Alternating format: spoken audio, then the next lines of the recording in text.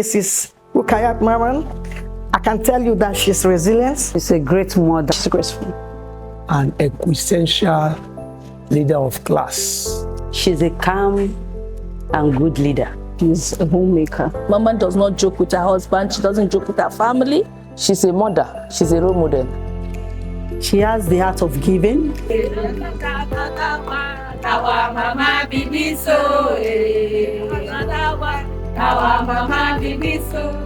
In every nation, the armed forces stand as the shield. They are the brave men and women who stand in the gap, risking it all to protect millions. But every shield has a foundation. Every warrior has a home front. And every home front is held together by hands that do not wear uniform, yet carry a weight just as heavy.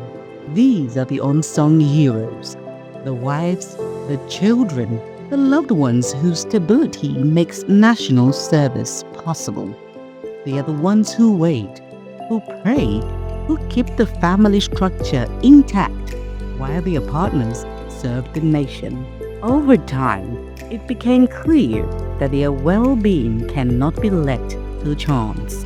It must be organized, protected, and strengthened. It was this necessity that led to the establishment of the Nigerian Armed Forces Resettlement Center Officers' Wives Association, NAFRCOWA. We organize skills. I can do my makeup today. It's from the benefit of NAFRCOWA. I can do braid. It's benefit of my. I can do so many things that some of them learn how to do soap, cosmetics, all those things. It's benefits of NAFRCOWA. If anybody tell you don't benefit, it's a lie. You benefit from joining. You learn a lot from following your new ones, and you understand what the association is all about. I've seen the unity in the association. I've seen that when you have an issue, because in these are military marriages, our husbands are hardly around.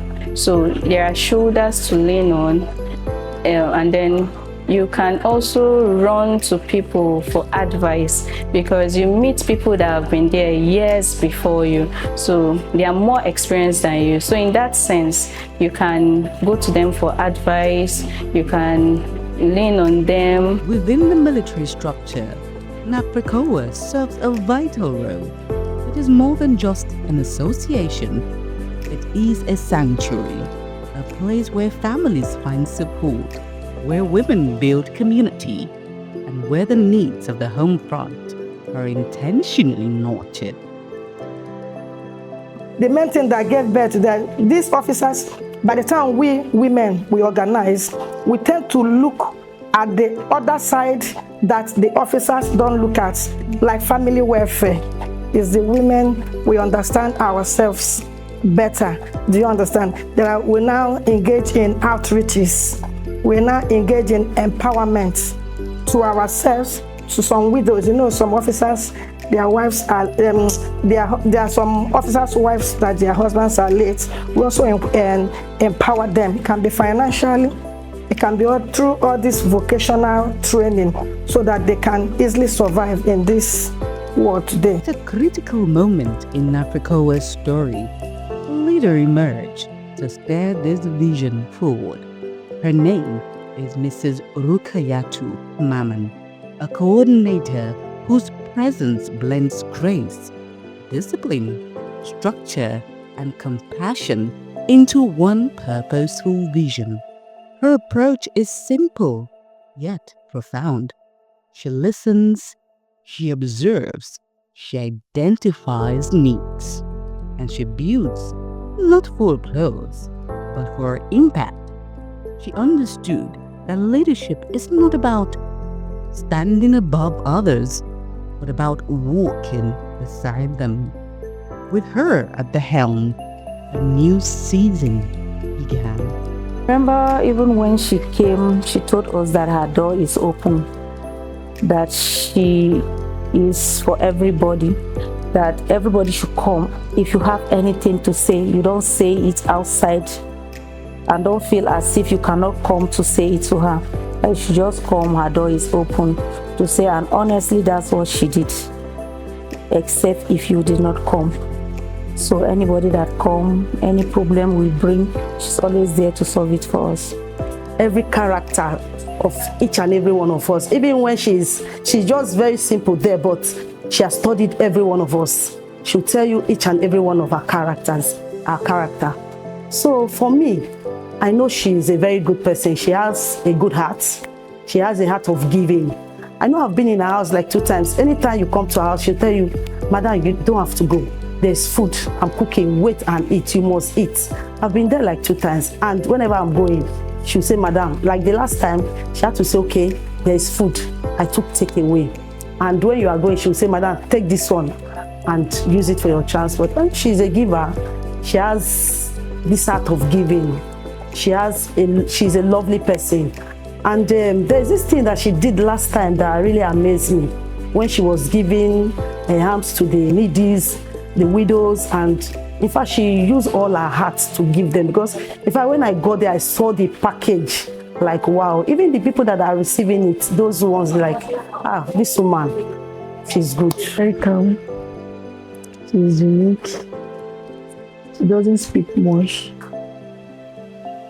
And she listens to members. She's an empathetic leader. A leader that wants to get involved with your personal life and to know how you're actually faring. Is a leader that is open and accessible. Like I can say, okay, let me give a practical example. I can remember the time I gave birth, I was in the hospital. I gave birth around 12:30 a.m. And by 9, she's already in the hospital. I was like, I didn't even know how to act.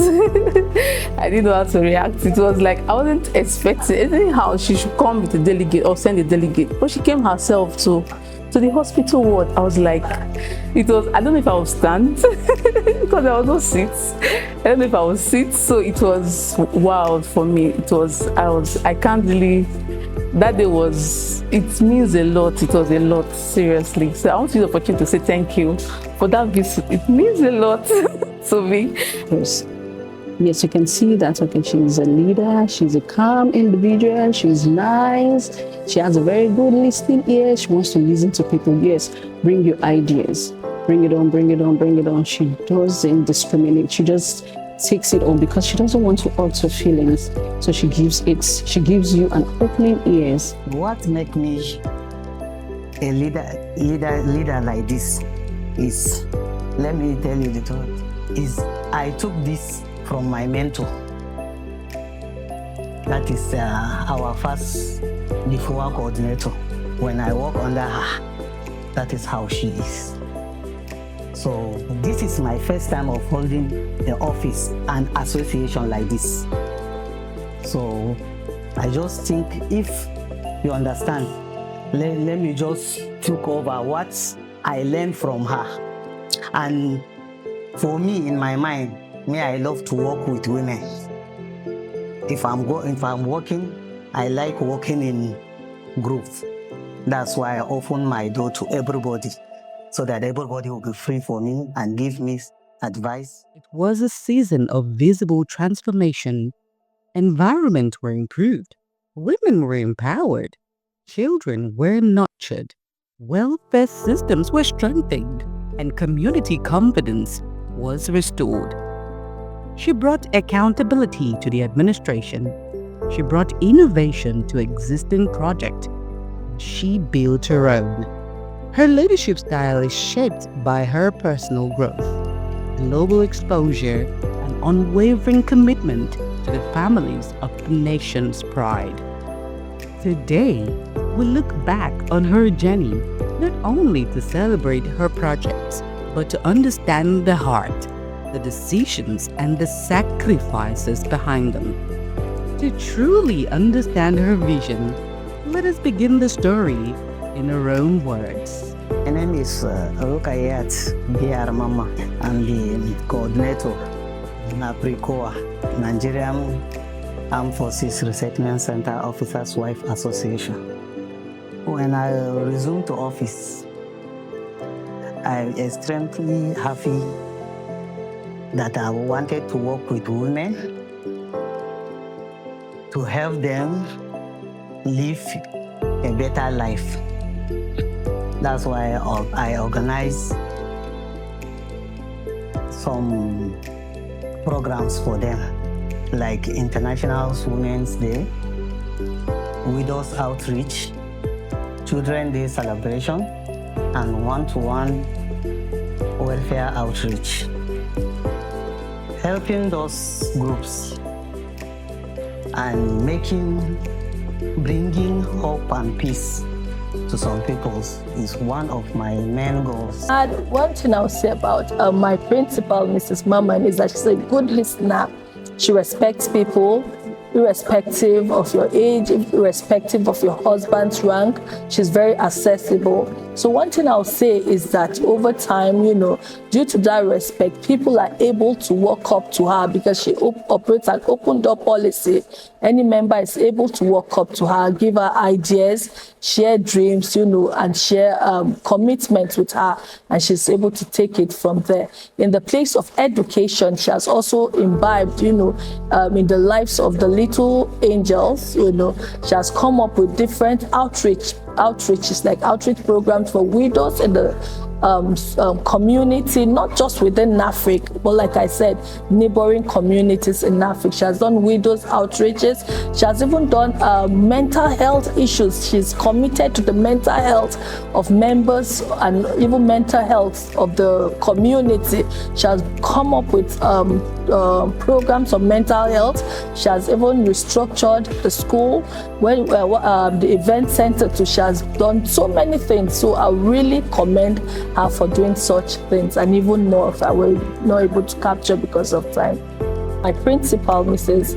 Mamman Rukaiyatu Mamman, has been able to build on the tenets of leadership of her predecessors.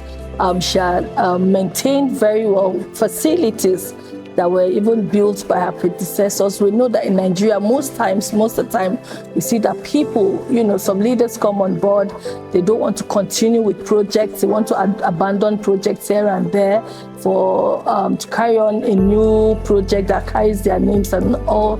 But I really appreciate and applaud Mrs. Mamman, because over time, she has maintained very well our facilities, like the AS Bade Event Center. She had maintained the school, bringing more facilities, chairs, giving the school a new look, books and all of those things. She has also been able to maintain facilities in the complex, in the children's park.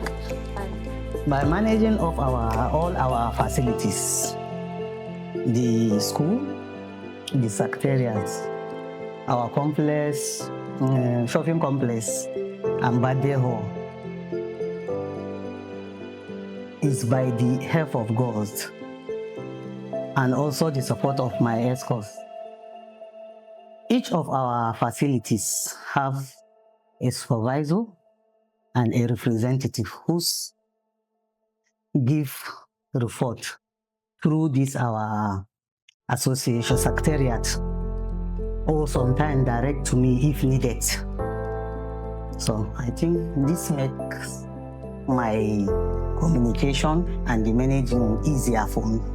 Driven by this conviction, Mrs. Mamman approached her role not as a title, but as a sacred responsibility. She understood a fundamental truth, that the strength of a soldier's home determines the resilience of the soldier at the front.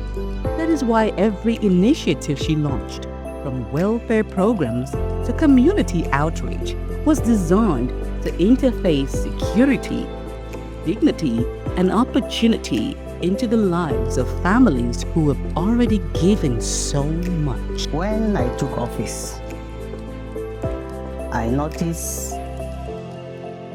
some officers and some wives of soldiers don't have work to do. So I employed them I employ them, put them to monthly payments of NAFRCOWA payroll. There's a lot of changes concerning to the widows. She has been doing a lot for them. Everybody can testify to that. Even if you call any woman in the barracks and ask them about what she has been doing for the widows, she has done best for them, and they appreciate. We also appreciate what she has imparted in their lives by helping them one way or the other. When she calls them, they will give them food, money, food items, and every other thing, clothes. They give them gifts. There is no widow you see or you ask about Mrs. Mamman Rukaiyatu that will not tell you that he or she has benefited a lot. Like in my own part, whenever Ajia Mama needs widow to be empowered, she carried we, the Magajias, which is the women leader, along, because we are the people that knows them. We are the mothers of the barracks. So we go out there, we have the list of the widows. The widows, we have their list. So we go out, we tell them that the coordinator, which happens to be the Commandant wife of Nigerian Armed Forces Resettlement Center, wants to empower you. So at the end of the day, going there, it's not only giving them something. She imparts knowledge, enlightening them about the society at large, how to take care of their homes. That your husband is dead does not mean it's the end of the life. In my mind, I don't know, each time I see a woman,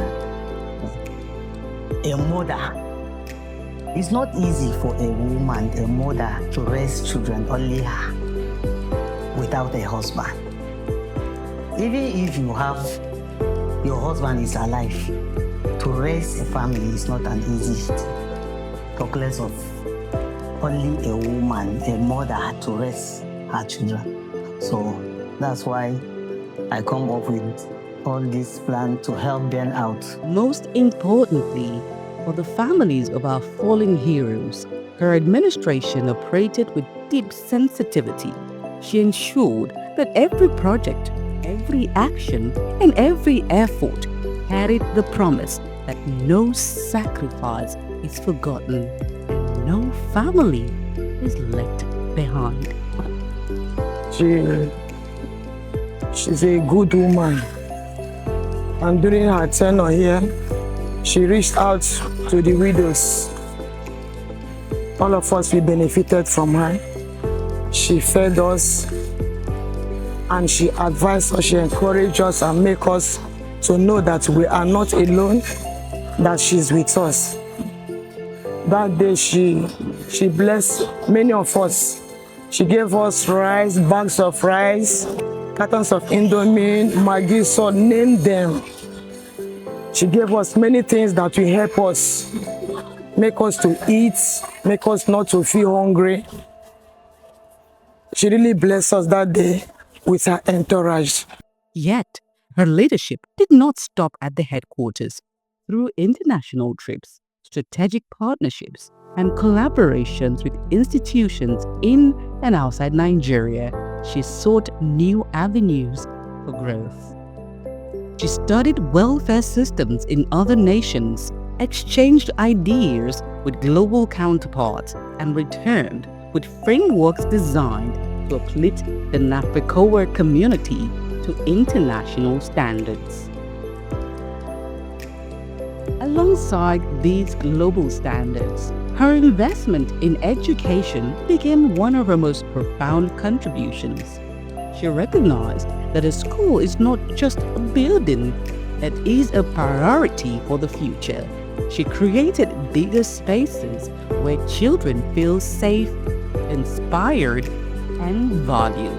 Thank you very much. Since I assumed office, it has been a beautiful experience with my coordinator, Mrs. Rukaiyatu Mamman.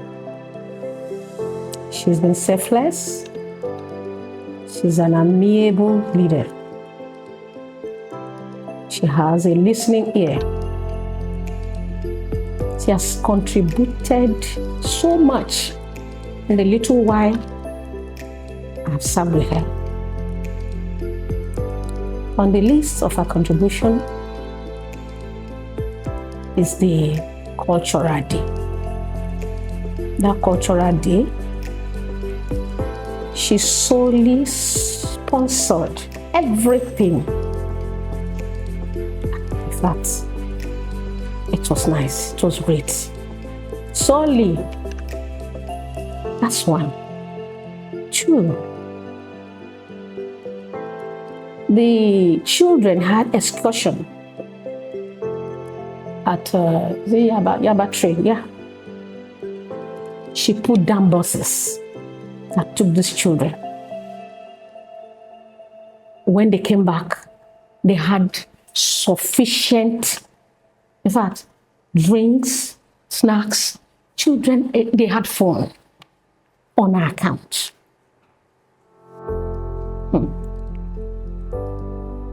Then, the Children's Day, that's the biggest. She fed almost 700 children, both barracks children and outside children. We were all present. And solely, she fed everybody and she gave them gifts that they took home.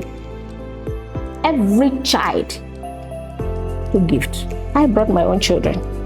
They got gift. They are not from the barracks. They got gift. All from my pockets. Then, the last one that we had, the prize and the speech and graduation ceremony, that was the best. It was labeled the best activity of the school. Last, say, 7 to 8 months, there had been no, before then, prior to that time, there had been no security personnel on guard at the school. Before then, it used to be civilians working as security in the school. But since the last 8 to 9 months, Mommy had, through our office, has introduced personnel, soldiers, to keep guard at the school for 24 hours. And you know what that means in the current day Nigeria? Despite the fact that we are in a barracks, you know, Mommy, being the mother that she is, endeavor that the school is constantly on the watch by trained professional soldiers, you know, ensuring that nothing, no matter how little, happens to both the teachers, the pupils, or any facility of the school. And that really means a lot to all of us. Every renovated classroom, every new resource, and every smile reflects a leader who understands that the future begins with the children. The project that have made difference so far is the new administrative block for NAFRCOWA school. It includes offices, staff rooms, and conference room.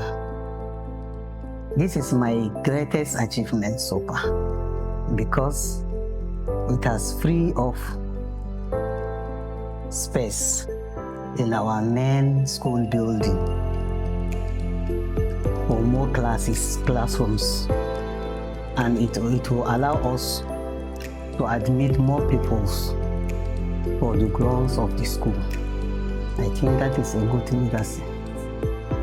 The reason why this is counted as an outstanding, very significant structure right now, because she has the heart of children. So she's also interested in the expansion of the school. So if you look at it in the long run, she's interested in the exponential growth of the school. So by the time they move from the school, the management moves from the school to the admin block, then we have more space to admit more children. Even the youngest voices express gratitude. What makes me happy is the contribution of computers donated to our school through the effort of our coordinator, who contacted some ex-dependents who came to the school.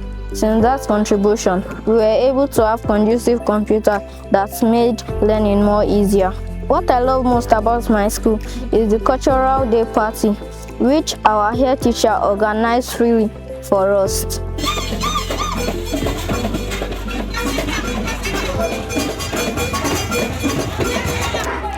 One new thing in my school that I love are the new chairs and tables that the coordinator provided for us.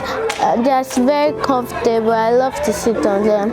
One thing I love about my school was the graduation party that the coordinator organized for us. It was very fun, and I hope mine will be like that.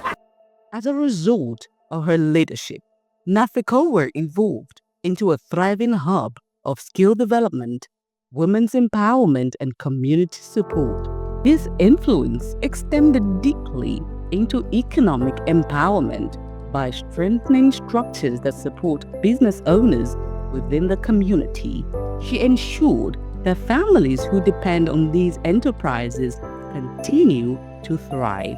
She built platforms for self-reliance.